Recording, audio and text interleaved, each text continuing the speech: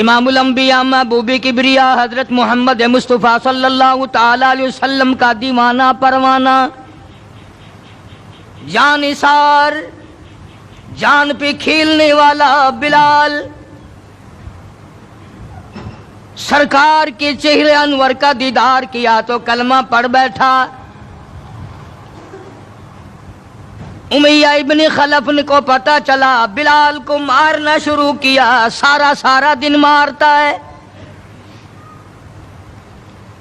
لوہے کی زرہ پہنا کر دھوپ میں سارا دن لٹائے رکھتا ہے، گرم ہو جاتی ہے، بدن جل جاتا ہے، سارا دن نمبر وار پٹائی کرتے ہیں۔ شام کے وقت سیدنا بلال رضی اللہ تعالیٰ عنہ کے پیروں میں رسے ڈال کر مکے کے لڑکے گلیوں میں گھسیٹے پھرتے ہیں۔ جس گلی سے گزارا جاتا ہے عورتیں پوچھتی ہیں کیا بات ہے، نوجوان پوچھتے ہیں کیوں مارتے ہو، مارنے والے جواب ایک دیتے ہیں، غلام امیہ ابن خلف کا ہے، کلمہ کالی کملی والے کا کیوں پڑھتا ہے؟ چمڑا اڑ گیا، ہڈیاں سالم نہ رہی، روزانہ گھسیٹا جاتا ہے، روزانہ مارا جاتا ہے، روز مار کے امیہ ابن خلف تھک گیا۔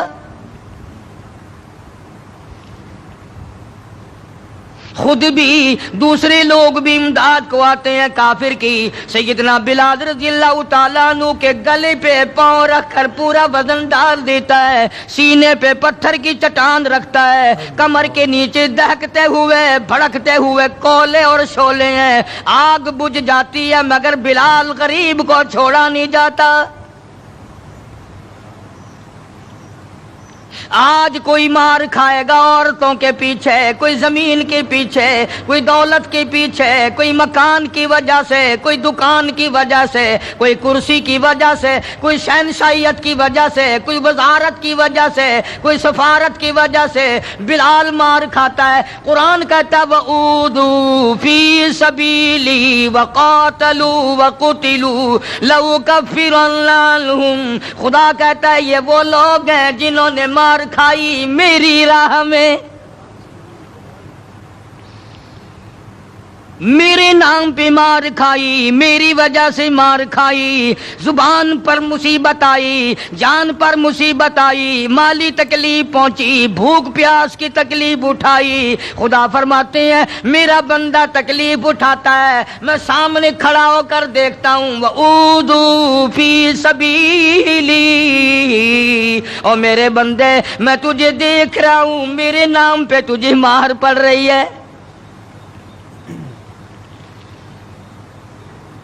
جناب بلال حبشی رضی اللہ تعالیٰ عنہ کی ذات اقدس ہے، مار کے تھک گئے، اکتا گئے، سزا دے کر تھک گئے، مگر بلال اپنے ایمان میں، اپنے یقین میں، اپنی توحید میں، ختم المرسلین صلی اللہ علیہ وسلم کی رسالت میں کسی قسم کی ملاوٹ کرنے کو تیار نہیں۔ تمہیں تو آج اگر تھوڑا سا کوئی کہہ دے کہ اس سال کاروبار میں تجھے منافع اسی لیے تو نہیں ہوا کہ تو نے فلانے بابے کو نہیں مانا، فلانے بابے کی پوجا نہیں کی، فوراً کروٹ بدل جاتا ہے، چلو بھائی اب کے بابے کو ہی مانیں گے۔ یہ وہ بلال ہے جو کسی بابے کو نہیں مانتا، کسی قبر والے کو نہیں مانتا، جو کسی اونچے نیچے کو نہیں مانتا، کسی بڑ کا پجاری نہیں، پیپل کا پجاری نہیں، کسی کھو کا پجاری نہیں، کسی جنڈی گھنڈی کا پجاری نہیں، کسی درخت کا پجاری نہیں، چاند سورج ستاروں اور پانی کا پجاری نہیں، وہ صرف ایک اس کائنات کے مالک کا پجاری ہے جو خداوند عالم کی ذات ہے، مار بھی کھاتا ہے۔ قریب سے جناب ابو بکر صدیق رضی اللہ تعالیٰ عنہ گزرے، مار پڑ رہی ہے، اس قدر مارا، گلے پہ پاؤں رکھ کر دبایا۔ ابو بکر صدیق رضی اللہ تعالیٰ عنہ فرماتے ہیں میری آنکھ نے دیکھا بلال کی ایک بالشت زبان باہر لٹکی ہوئی تھی۔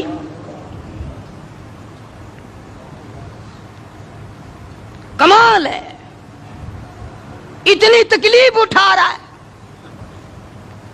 جب بھی ذرا سا پاؤں پرے کو ہٹایا، سانس آیا، فوراً آواز لگاتا ہے اللہ احد،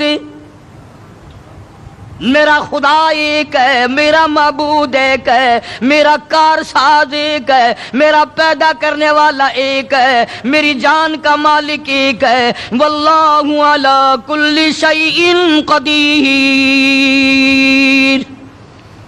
وہی ہر چیز پہ قادر ہے، میری جان پہ بھی اسی کی قدرت ہے، میرے یقین پہ اسی کی قدرت ہے۔ اور مارنے والوں میں سچا عاشق ہوں، تم مارتے تھک جاؤ گے، میں مار کھاتا نہ تھکوں گا، اس لیے جس کی وجہ سے مار کھا رہا ہوں وہ حی قیوم ہے، میں اسی کا بندہ ہوں۔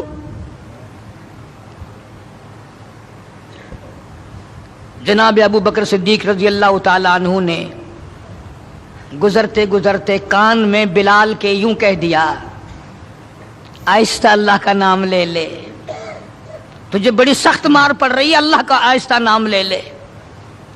جناب بلال رضی اللہ تعالیٰ عنہ فرماتے ہیں مجھے بڑا دکھ پہنچا، تکلیف ہوئی، اور یوں فرمایا اے ابو بکر اور اگر کوئی کہے تو کہے، تو نہ کہو یہ بات۔ انہوں نے کہا میں تیری تکلیف دیکھ کے کہہ رہا ہوں، تجھے صدمہ بڑا پہنچ رہا ہے، تجھے تکلیف بڑی پہنچ رہی ہے۔ جناب بلال حبشی رضی اللہ تعالیٰ عنہ فرمانے لگے ابو بکر میں تجھے کیا بتاؤں، جب میری کمر کے نیچے کولے، میرے سینے پہ پتھر کی چٹان اور میرے گلے پہ امیہ بن خلف کا پیر رکھا ہوا ہوتا ہے اور وہ وزن پورا ڈالتا ہے، میری جان نکلنے کو ہوتی ہے، مجھے پروردگار کی طرف سے آواز آتی ہے او میرے بلال تیرا کیا حال ہے؟ جب وہ ذات سامنے آئے میں کیسے آہستہ کہوں، اور میرا حال پوچھنے والا خدا ہو میں کیسے آہستہ اللہ کا نام لوں؟ بدنصیب قوم آج تو نہ آہستہ اللہ کا نام لیتے ہیں نہ زور سے اللہ کا نام لیتے ہیں، چھوڑ ہی دیا، نماز چھوڑ دی، قرآن کی تلاوت چھوڑ دی، اللہ اللہ کرنا چھوڑ دیا، مسجد میں آنا ہی چھوڑ دیا۔ یہی وجہ ہے کہ آج کافروں کا ڈنڈا ہے اور مسلمانوں کے سر ہیں، پٹ رہے ہیں ساری دنیا میں۔ کون ہے مارنے والا مسلمان کو اگر ہم مسلمان ہوں؟ جناب ابو بکر صدیق رضی اللہ تعالیٰ عنہ نے یہ بات سنی تو حیران ہو گئے، بڑا عجیب طریقے سے مصیبتیں اٹھائیں، بڑی بڑی تکلیفیں جھیلیں، مار مار کے بلال حبشی کو تھک جاتا تھا۔ ایک دن سیدنا بلال رضی اللہ تعالیٰ عنہ کو اتنا مارا، حضرت بلال رضی اللہ تعالیٰ عنہ فرماتے ہیں مجھے یقین ہو چلا کہ آج میرا وقت آ گیا، آج میرا دم آخری ہے۔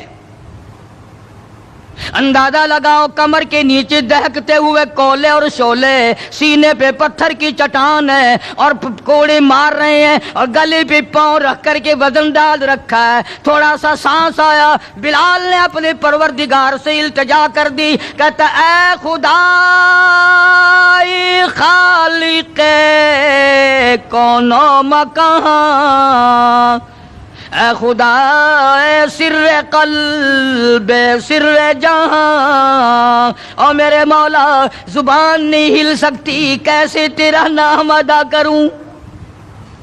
لب حرکت کرنے سے عاجز آ گئے، زبان باہر نکل گئی، میں کس طرح تیرا نام لوں؟ دل ہی دل میں تجھے پکارتا ہوں، کہتا او میرے مولا مجھے مار کی پرواہ نہیں، مجھے تکلیف کی پرواہ نہیں، میرا حال یہ بنا ہوا ہے جو تیری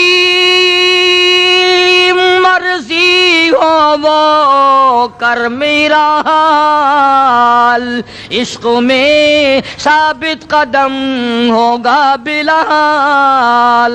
اور میرے مولا مجھے اب اوپر اپنے اتنا یقین آ گیا، اب مجھے اپنے اوپر بھروسہ اتنا ہو گیا، جو تکلیف آئے پرواہ نہیں، میں تیرا نام چھوڑنے کو تیار نہیں۔ چاروں طرف کافر بیٹھے ہیں، حضرت بلال رضی اللہ تعالیٰ عنہ کی رگ رگ میں کانٹے چبھو رہے ہیں، طرح طرح کی ایذائیں دے رہی ہیں. کہتا ہے ہر رگو ریشوں میں کانٹے چبھ گئے، اور جس قدر ہو سکے ہیں ایذائیں دے مجھے، میں بے پرواہ ہوں اس بارے میں تکلیفوں سے تیرا نام چھوڑنے والا نہیں.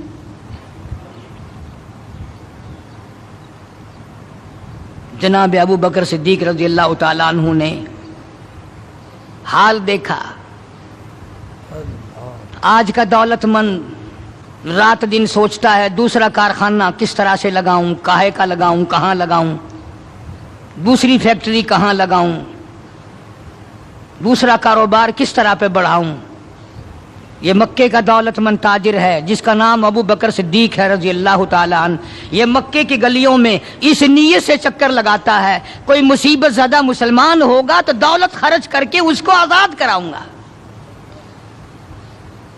امیہ ابن خلف سے صدیق اکبر نے پوچھا رضی اللہ تعالیٰ عنہ کہ یار تو مار مار تھک گیا، اسے بیچ لے. غلام تھے نا حضرت بلال، اسے بیچ لے.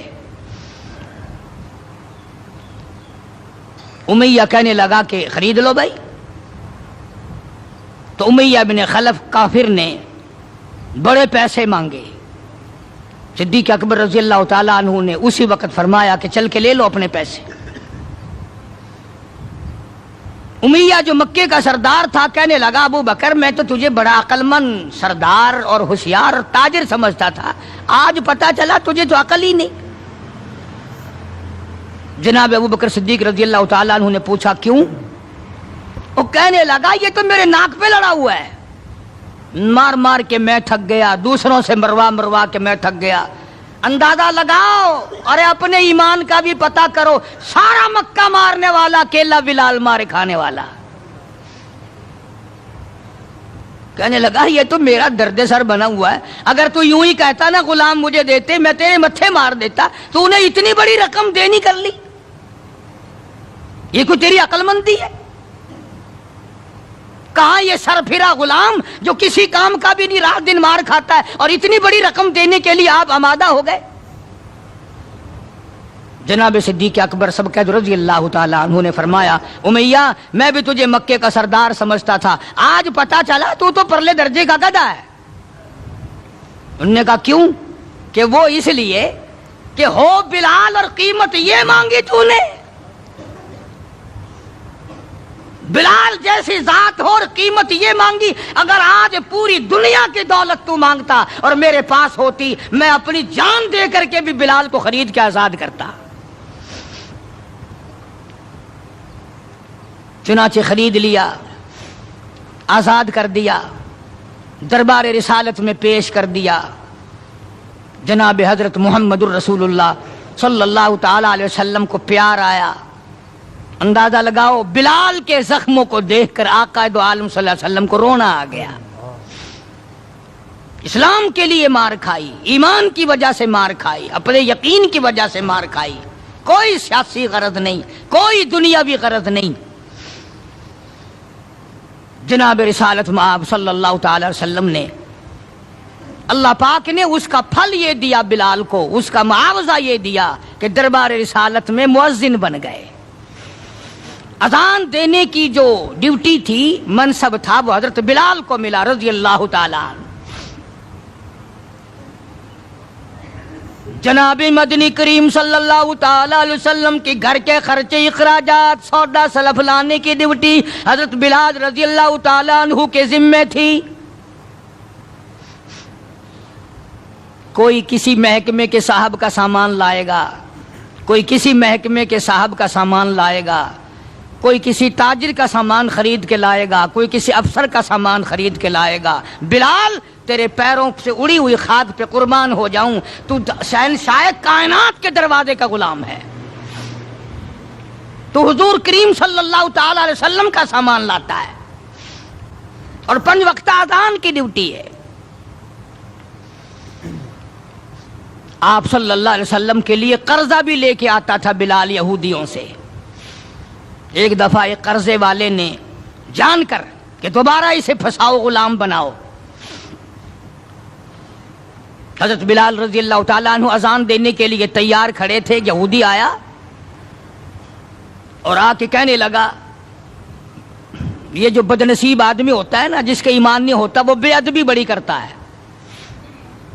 آج بھی تجربہ ہے اللہ والوں کی، علماء کی، بے ادبی وہی کرے گا جس کے اندر ایمان کی رتی نہ ہو۔ بے ادبی کے الفاظ وہی بولے گا ایمان کی رتی نہ ہو۔ تو حضرت بلال کو آ کر کے آواز دینے لگا اور کہنے لگا، او کالے۔ حضرت بلال نے فرمایا، کیا بات ہے؟ کہ یا تو کل شام تک پیسے آ گئے، ورنہ یاد رکھ تجھے پھر غلام بنائیں گے ہم۔ جناب ابشی رضی اللہ تعالیٰ عنہ مدنی کریم صلی اللہ تعالیٰ علیہ وسلم کی خدمت عالیہ میں تشریف لائے، عرض کیا، کالی کملی والے فلانا یہودی آ کر کے بڑی زبردست دھمکی دے گیا، وہ مجھے پھر دوبارہ غلام بنانا چاہتے ہیں، وہ پھر مجھے پریشان کرنا چاہتے ہیں، میں اب اتنا بڑا قرضہ کیسے ادا کروں؟ میں صبح کہیں نکل جاؤں گا، چھپ جاؤں گا، روپوش ہو جاؤں گا، جب کوئی انتظام ہو جائے اطلاع فرما دینا، میں حاضر خدمت ہو جاؤں گا۔ اے بلال، تجھے مبارک ہو، تو سرکار دو عالم صلی اللہ تعالی علیہ وسلم کے قرضے کی وجہ سے پریشان ہے۔ ذرا سوچیں وہ لوگ جن کو اللہ تعالیٰ نے دولت بخشی ہے، جن کو اللہ پاک نے کھانے پینے کے لیے دیا ہے، کہ ہمارے نبی حضرت محمد کریم صلی اللہ علیہ وسلم نے کن دکھوں سے اپنی زندگی پاس کی ہے، قرض لے لے کر۔ صرف قرض نہیں، آج ہم یہودی بن کے مر رہے ہیں، عیسائی بن کے مر رہے ہیں، کافر اور مشرک بن کے مر رہے ہیں۔ ان کی ریس ہے ہر معاملے میں، ان کے طریقے کو اپنا کر کے آج مسلمان نوجوان بڑے خوش ہوتے ہیں۔ تم نے ہزاروں مرتبہ سنا ہوگا، آؤ شہنشاہ کائنات کا وہ لباس تو دیکھو جس لباس میں حضور صلی اللہ علیہ وسلم کی وفات ہوئی ہے۔ 11 پیوند اس لباس میں تھے جس لباس میں حضرت محمد الرسول اللہ صلی اللہ علیہ وسلم کی اس دنیا فانی سے رخصتی ہوئی ہے۔ یہ بٹن نہیں لگاتے ہم لوگ، بٹن کی جگہ کانٹے چبھے رہتے تھے، کانٹے چبھو لیے جاتے تھے۔ تو بلال نکل گئے مدینے پاک سے خوف کے مارے کہ یہودی پریشان کریں گے قرضے کے لیے۔ ابھی وہ کچھ ہی منزل پہ دور پہنچے تھے کہ سرکار دو عالم صلی اللہ تعالی علیہ وسلم کے یہاں کئی اونٹنیاں سامان سے لدی ہوئی آئی، اور آپ نے اس یہودی کو بلوایا اور بلوا کے فرمایا کہ تو اپنا سارا قرضہ لے لے، جتنا تیرا قرضہ ہے ساری کھجوریں ناپ تول کر اپنے قرضے میں لے جا، بچے گا ٹھیک ہے، نہیں بچے گا تو سارے کا سارا لے جا۔ اللہ غنی، نبی کی ذات کو تو دیکھو، کبھی تو یہ حال ہے کہ قرضہ لے رہے ہیں اور قرضے کی وجہ سے پریشان ہیں، اور خود حضرت بلال رضی اللہ تعالیٰ عنہ بھی پریشان ہے۔ اور اب یہاں یہ حال ہے کہ جس صحابی نے کھجوریں اٹھا کر ناپ کر ڈھیر میں سے تول کر دی ہیں، اس کا سارا قرضہ اتر گیا، اور صحابی کہتا ہے کہ میری آنکھ دیکھ رہی تھی، ایسا معلوم ہوتا تھا کہ سارے کھجوروں کے ڈھیر میں سے ایک دانہ بھی کم نہیں ہوا، ایک دانہ بھی کم نہیں ہوا۔ بے شمار واقعات ہیں اس قسم کے۔ مدینہ پاک میں اللہ پاک سب کو زیارت نصیب فرمائے۔ مدینہ پاک کی ایک صحابی ہے حضور صلی اللہ علیہ وسلم کا، اس کا باپ فوت ہو گیا، قرضہ تھا باپ کے ذمے، اس نے سارے سیزن کی کھجوریں اکٹھی کی اور ڈھیر لگا کر سرکار دو عالم صلی اللہ علیہ وسلم کی خدمت عالیہ میں آیا کہ جی فلاں آدمی کا میرے ابا کے ذمے قرض ہے، وہ آپ کھڑے ہو کر اتار دیں، اپنے سامنے وہ قرضہ اتروا دیں۔ ساری کھجوریں میں نے سنبھال کے رکھی ہیں، بچوں کو ایک دانہ نہیں دیا میں نے۔ کیسے لوگ تھے جو باپ کے قرضے کا فکر کرتے تھے، اب تو الحمدللہ اپنے قرضے کا فکر نہیں، اگر میں مر گیا تو کون دے گا، بلکہ خوش ہیں، قرضہ مار کے مر جانے پہ لوگ خوش ہیں۔ حالانکہ قرضہ ایسی چیز ہے کہ حضور کریم صلی اللہ تعالی علیہ وسلم نے جب تک یہ پوچھ نہ لیا کبھی بھی کسی کا جنازہ نہیں پڑھایا جب تک یہ پوچھ نہ لیا کہ اس کے ذمے کسی کا قرضہ تو نہیں. اور اگر پتا چلا کہ ہے تو فرمایا ضامن بنو کون دے گا.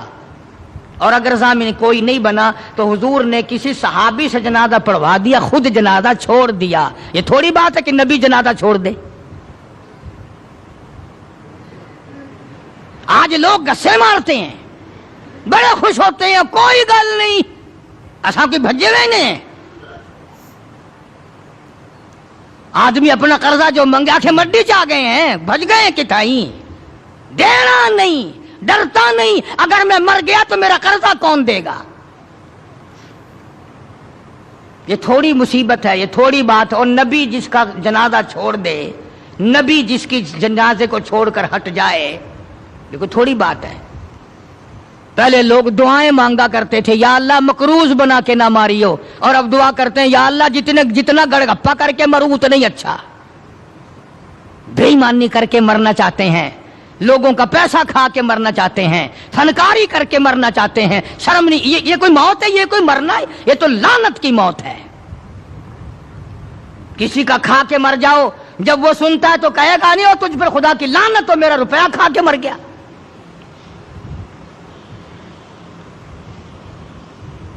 پہلے زمانے میں دستور تھا, جنازہ پڑھنے سے پہلے مرنے والے کا بیٹا, بھتیجا, بھائی, وارث کھڑے ہو کے اعلان کیا کرتا تھا کہ بھائی جس کا لینا دینا ہو وہ ہمارے پاس آئے, دینا ہوگا ہم چکائیں گے, جس نے دینا ہو وہ ہمیں دے. اعلان ہوا کرتے تھے کہ جو قرضہ مانگنے والا ہو وہ ہمارے پاس آئے, ہم قرضہ دیں گے.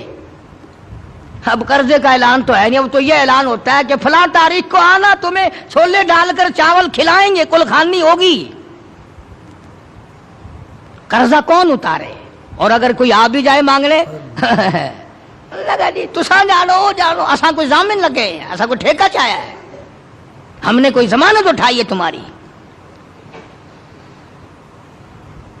مدینے کا صحابی حضور کریم صلی اللہ تعالی علیہ وسلم کی خدمت عالیہ میں آیا, میرے ابا کے ذمہ قرض ہے, میری غیرت گوارا نہیں کرتی, میری طبیعت گوارا نہیں کرتی, میرا مزاج گوارا نہیں کرتا, میں بیٹا دنیا میں موجود ہوں, میرا ابا قبر میں مقروض پڑا ہو. مدنی کریم صلی اللہ تعالی علیہ وسلم نے فرمایا ساری کھجوریں اکٹھی کر لی, گھر میں کتنی رکھی ہے؟ بچوں کے لیے کتنا رکھا ہے کھانے کے لیے؟ انہوں نے کہا گھر میں, کہ جی ہاں, کہ اللہ اور اس کے رسول کا نام رکھا ہوا ہے.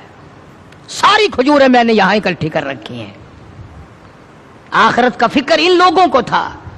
سرکار مدینہ صلی اللہ تعالی علیہ وسلم نے فرمایا اسے بلا, قرض لینے والے کو میں تیری سفارش کر کے آدھا اس سال لے لے گا, آدھا اگلے سال لے لے گا, آدھی کھجوریں بچوں کے لیے رکھ لے. صحابی رونے لگا, کہنے لگا میں ایسی کھجوریں اپنے بچوں کو کھلانے کو تیار نہیں, ہم بیٹھ کے کھجوریں کھائیں, میرا ابا قبر میں مقروض پڑا ہو.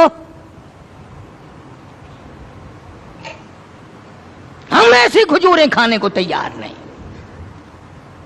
عرض کر دیا حضور کریم صلی اللہ علیہ وسلم کی خدمت عالیہ میں کہ ایک دانہ میں گھر لے جانے کو تیار نہیں, قرضہ اتاریے. بس حضور صلی اللہ علیہ وسلم نے دعا فرما دی اور آپ نے اپنے سامنے کھجوروں کا ناپنا شروع کیا. اس قرض لینے والے کا سارا قرضہ اتر گیا. صحابی کہتا ہے میری آنکھیں دیکھ رہی تھی اور مجھے یہ تسلی ہو رہی تھی کہ پورے ڈھیر میں سے ایک دانہ بھی کم نہیں ہوا. سارا قرضہ چک گیا, سارا قرضہ اتر گیا, مگر ایک دانہ کم نہ ہوا.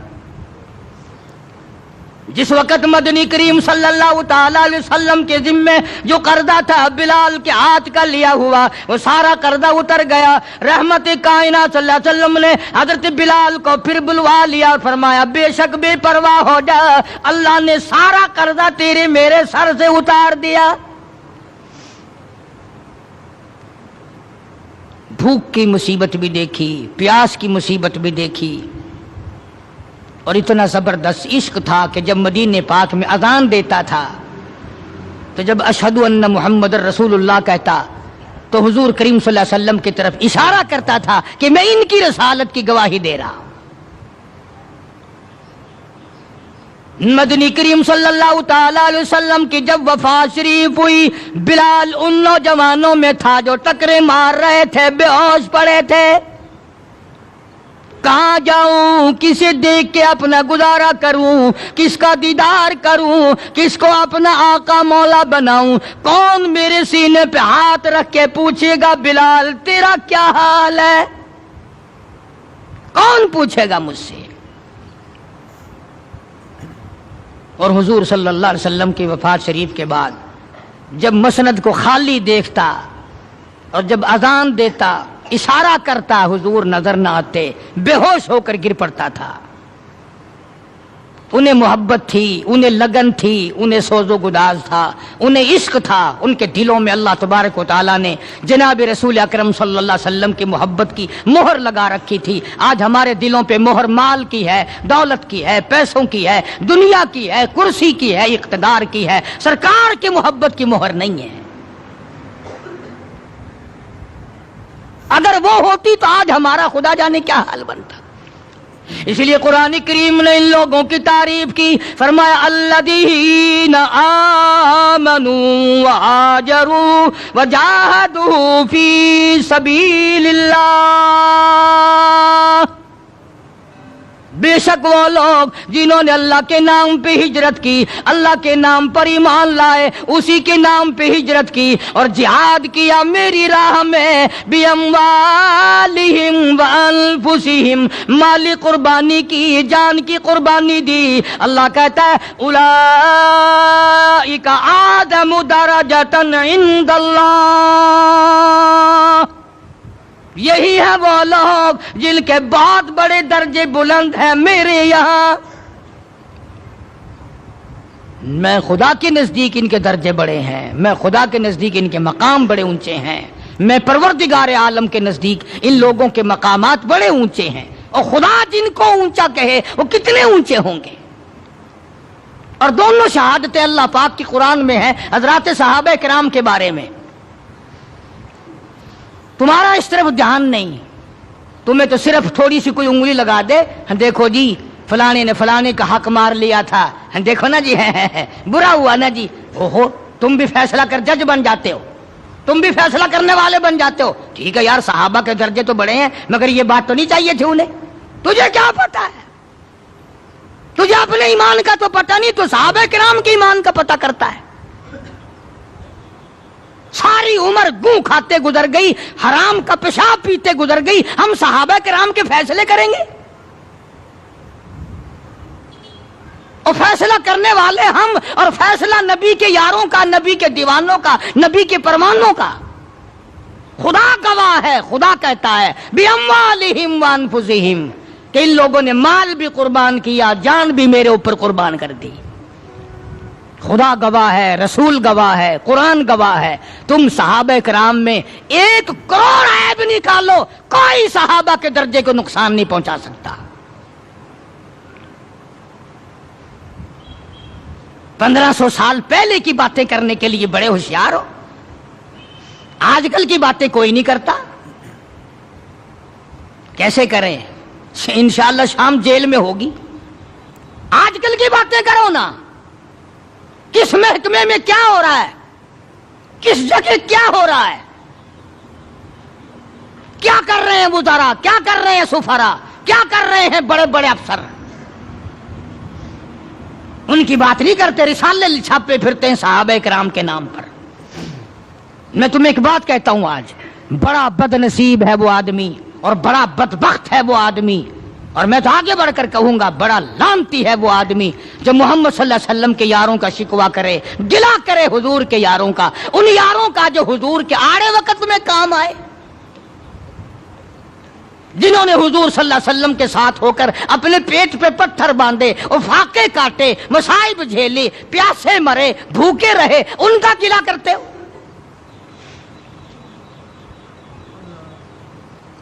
اور پھر تمہیں جج کس نے بنایا ہے؟ تم ہوتے کون ہو؟ تم کون ہو محمد صلی اللہ علیہ وسلم کے یاروں کا فیصلہ کرنے والے؟ وہ خدا کے بندے تھے، خدا ان کا گواہ ہے، نبی ان کے گواہ ہیں، قرآن ان کی تعریف کرتا ہے۔ فرمایا ان الذین آمنوا وہاجروا وجاہدوا فی سبیل اللہ، ایمان لائے، ہجرت کی، جہاد کیا نہ، بدر میں تو وہ لڑے، احد میں انہوں نے قربانیاں دیں، حنین میں وہ لڑے، خندق میں وہ لڑے، تبوک میں انہوں نے قربانیاں دیں، یرموک میں انہوں نے قربانیاں دیں۔ ایک ایک صحابی ایسا ہے، حضرت خالد بن ولید رضی اللہ تعالیٰ عنہ نے 125 جنگ لڑے ہیں، اور اسلام کے نام پر جنگیں تو انہوں نے لڑی، اور تم کرسیوں پہ بیٹھ کر میز پہ رسالے رکھ کر فیصلے تم کرتے ہو، تم ہو کون؟ یہ تو منافقوں کی اولاد کر سکتی ہے، یہ تو یہودیوں کی اولاد کر سکتی ہے، یہ تو عیسائیوں کی اولاد کر سکتی ہے، مسلمان کا تخم ایسا نہیں کر سکتا۔ کبھی حضور صلی اللہ علیہ وسلم کے گھر کا گلا، کبھی حضور صلی اللہ علیہ وسلم کے دوستوں کا اور آپ کے یجانصاروں کا گلا، کوئی بھی کرے مجھے اس سے کوئی بحث نہیں، بہرحال ہم ان کو اپنا نہیں جانتے، اور جو نبی کے یاروں کے نہیں وہ ہمارے نہیں، ہاں وہ ملک کے نہیں، وہ قوم کے وفادار نہیں ہو سکتے، وہ ملت کے وفادار، اور جو نبی کے دروازے کا وفادار نہیں وہ تیرا وفادار کب ہوگا؟ یہاں تو غلامی کرنے والوں نے سب کچھ کمایا ہے، ہاں سب کچھ کمایا غلامی کرنے والوں نے۔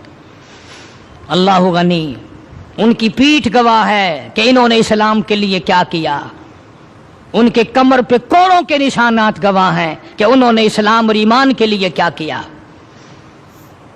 سیدنا بلال سبقت رضی اللہ تعالیٰ عنہ وفات شریف کے بعد مدینے میں رہ نہ سکے، منبر خالی میرے سے دیکھا نہیں جاتا، دمشق چلے گئے، وہاں جا کر اپنی اللہ اللہ کی۔ ایک دن خواب میں حضور کریم صلی اللہ علیہ وسلم کی زیارت ہوئی، آپ نے فرمایا ما جفانی یا بلال، اور بلال یہ کیا غضب کر رہے ہو، مدینے سے دور چلے گئے، ملنے بھی نہیں آتے۔ اندازہ لگا اس کا درجہ کتنا بلند ہوگا، اس کے دل میں نبی کا عشق کتنا ہوگا، اس کے دل میں نبی کی محبت کتنی ہوگی، جس کو کالی کملی والے فرمائے تو مجھے ملنے کیوں نہیں آتا۔ ما جفانی یا بلال، او بلال یہ کیا ظلم کر بیٹھے، اتنے دور چلے گئے، ملنے بھی کیوں نہیں آتے۔ بلال اسی وقت اٹھا، سواری لی، تیز رفتار سواری پہ سوار ہو کر مدینے پاک پہنچا۔ سیدنا بلال کو دیکھ کر مدینے میں کوہرام مچ گیا، نبی کا مؤذن آ گیا، کالی کملی والے کے دربار کا غلام آ گیا، سارے لوگ چاروں طرف جمع ہو گئے۔ حسنین کریمین رضی اللہ تعالیٰ عنہما کو جا کے ملے، بلا کے لائے، فاطمۃ الزہرا کے لخت جگر بیٹو، علی مرتضیٰ کے شیر جوانوں، تمہاری بات نہیں موڑیں گے، ذرا اذان کی فرمائش کرو، اذان تو دے دے، نبی کے زمانے کی، بلال آئے ہوئے ہیں۔ جناب بلال حبشی رضی اللہ تعالیٰ عنہ نے مدینے کی مسجد میں، مسجد نبوی میں کھڑے ہو کر جب اذان شروع کی، مدینے میں کوہرام مچ گیا، عورت مرد باہر نکل آئے، چلو نبی کے اذان زمانے کی اذان آئی ہے، چلو شاید دیدار ہو جائے۔ نبی کے زمانے کی اذان آئی ہے، تم بھی چل کر کے دیدار کرو، زیارت کرو۔ کوہرام مچ گیا مدینے میں۔ بلال ایک دو روز قیام کرنے کے بعد پھر واپس چلے گئے، دمشق میں ہی وصال ہوا۔ ان جوانوں میں مقام ہے صحابہ کرام میں سے حضرت بلال رضی اللہ تعالیٰ عنہ کا، جنہوں نے محض اپنے ایمان اور کلمہ طیبہ لا الہ الا اللہ محمد الرسول اللہ صلی اللہ علیہ وسلم کی وجہ سے مار کھائی۔ انہوں نے چوری کر کے مار نہیں کھائی، ڈاکہ مار کے مار نہیں کھائی، قتل کر کے مار نہیں کھائی، کسی خوبصورت لڑکی کے پیچھے مار نہیں کھائی، دکان مکان کے پیچھے مار نہیں کھائی، بلکہ خدا کہتا ہے وَأُوذُوا فِي سَبِيلِي، اور یہ وہ لوگ ہیں جنہوں نے میرے نام پہ مار کھائی ہے، جنہوں نے میری وجہ سے مار کھائی ہے۔ عرض کرنے کا مقصد یہ، لوگوں کے کہنے میں مت آیا کرو، یہ جو پھرتے ہیں نا کتابیں لیے ہوئے، اس کتاب میں یہ لکھا ہے، اس کتاب میں اس کو کہہ دیا کرو کہ ان کو آگ لگا دو، کتاب ان کتابوں کو آگ لگا دو جن کتابوں میں نبی کے دیوانوں کا گلا ہو، شکوہ ہو، دشمنی ہو۔ یہ دیکھو قرآن سارا گواہ،